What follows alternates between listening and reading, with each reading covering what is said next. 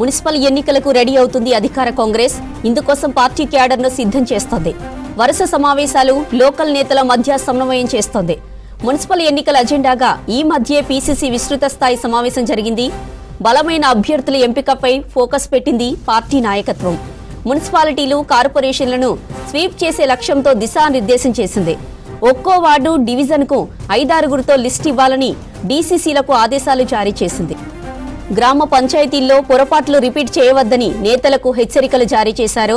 Rebels ను ప్రోత్సహించవద్దని డీసీసీలకు తేల్చి చెప్పారు పీసీసీ చీఫ్ మహేష్ కుమార్ గౌడ్.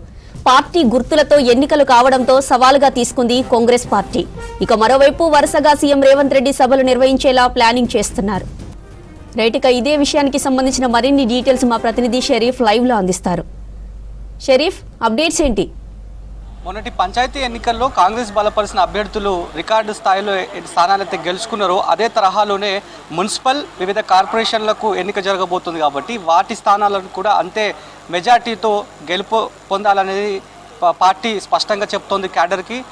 ఇటీవలే మీరు చెప్పినట్టు గాంధీ భవన్లో పార్టీ విస్తృత స్థాయి సమావేశం కొనసాగింది.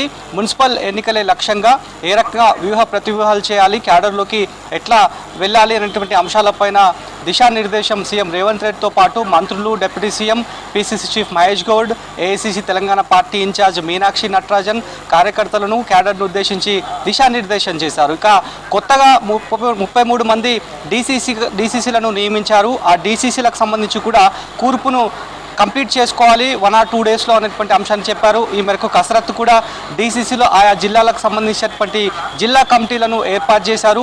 మున్సిపల్ ఎన్నికల లక్ష్యంగా ఆ జిల్లా కమిటీల కూర్పు కూడా కంప్లీట్ అయిపోయింది. ఇక అభ్యర్థుల వ్యవహారంలో చాలా జాగ్రత్త తీసుకోవాలని చెప్పి పార్టీ భావిస్తోంది. మొన్నటి పంచాయతీ ఎన్నికల్లో కాంగ్రెస్ బలపరిచినటువంటి క్యాండిడేట్స్ ఉంటారు, కానీ ఇప్పుడు మున్సిపల్, కార్పొరేషన్ సంబంధించినటువంటి ఎన్నికల వ్యవహారంలో పార్టీ గుర్తులపైనే ఎన్నికలు జరగబోతున్నాయి కాబట్టి పార్టీకి సంబంధించినటువంటి అంశమే చాలా కీలకంగా మారబోతుంది. కాబట్టి ఆ పాయింట్ ఆఫ్ వ్యూలోనే క్యాడర్ అంతా కూడా అప్రమత్తం కావాలి. గ్రౌండ్ జీరో నుంచి కింది స్థాయి నేత నుంచి ఇన్ఛార్జ్ మంత్రులు, కాన్స్టిట్యుయెన్సీ ఇన్ఛార్జులు వాళ్ళంతా కూడా సమన్వయంతో పనిచేయాలని చెప్పి ఇప్పటికే పార్టీ నేతలు దిశానిర్దేశం చేశారు. మొన్నటి ఎక్స్టెండెడ్ పార్టీ మీటింగ్లో కూడా చాలా స్పష్టంగా ఏఐసీసీ ఇన్ఛార్జ్ మీనాక్షి నటరాజన్ చెప్పింది.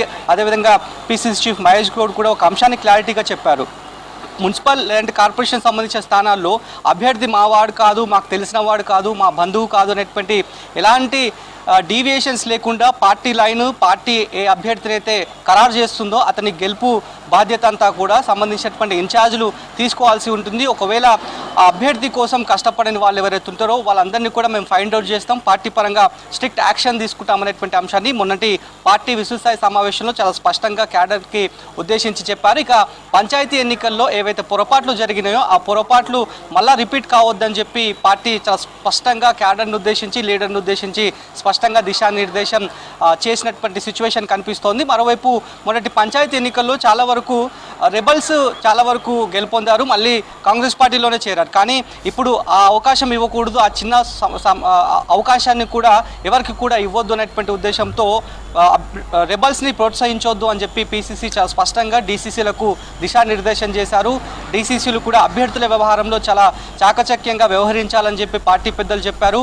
ఒక్కొక్క కౌన్సిలర్ స్థానానికి, ఒక్కొక్క కార్పొరేషన్ స్థానానికి 5 నుంచి 7 పేర్లను ఖరారు చేయాలని చెప్పి, అభ్యర్థుల పేర్లను ఇవ్వాలి పీసీసీకి అని చెప్పి వాళ్ళకు ఉన్నటువంటి డేట్ లైన్. సో పూర్తి స్థాయిలో అధికార కాంగ్రెస్ పార్టీ అధికారంలోకి రాకముందు ఒక రకంగా ఎన్నికలను ఫేస్ చేస్తుంది, అధికారంలోకి వచ్చిన తర్వాత మరొక రకంగా ఎన్నికలు ఫేస్ చేస్తుంది. నేరుగా సీఎం రేవంత్ రెడ్డి రింగులోకి దిగుతున్నారు. మొన్నటి మీటింగ్లో కూడా ఆయన చెప్పారు, తన కోసం కష్టపడ్డట్టు వాళ్ళు ఎవరైతే ఉన్నారో వాళ్ళ గెలుపు కోసం నేను కూడా కష్టపడతాననేటువంటి కామెంట్ని చేశారు. కాబట్టి ఇక ఆయనకు సంబంధించినటువంటి జిల్లాల పర్యటన కూడా ఎంతగానో మున్సిపల్ ఎన్నికలకు, జరగబోయేటువంటి గ్రేటర్ ఎన్నికలకు ఎంతగానో దోహదపడుతుంది, బూస్టప్ వచ్చేలాగా ఉంటుంది అనేటువంటి ఒక ఆశాభావాన్ని, అభిప్రాయాన్ని కూడా పార్టీకి సంబంధించినటువంటి నేతలు, కార్యకర్తలు కూడా అదే అంశాన్ని అభిప్రాయం వ్యక్తం చేస్తున్నారు. కాబట్టి సో రికార్డ్ స్థాయిలో ఎట్లయితే జూబ్లీహిల్స్ బై ఎలక్షన్ గెలుపొందారు, అంతకంటే ముందు కంటోన్మెంట్ సికింద్రాబాద్ సంబంధించినటువంటి బై ఎలక్షన్ని గెలుపొందారు, ఆ తర్వాత పంచాయతీ ఎన్నికల్లో రికార్డ్ స్థాయిలో మెజార్టీ స్థానాలు గెలుపొందారు. ఇక మున్సిపాలిటీకి సంబంధించినటువంటి వ్యవహారంలో కూడా అంతే స్థాయిలో కాంగ్రెస్ సంబంధించినటువంటి అభ్యర్థుల గెలుపు కోసం ప్రతి ఒక్కరూ కృషి చేయాలని చెప్పి ఈ మేరకు దిశానిర్దేశం ప్రతిసారి సమావేశాలు ఏర్పాటు చేస్తున్నారు.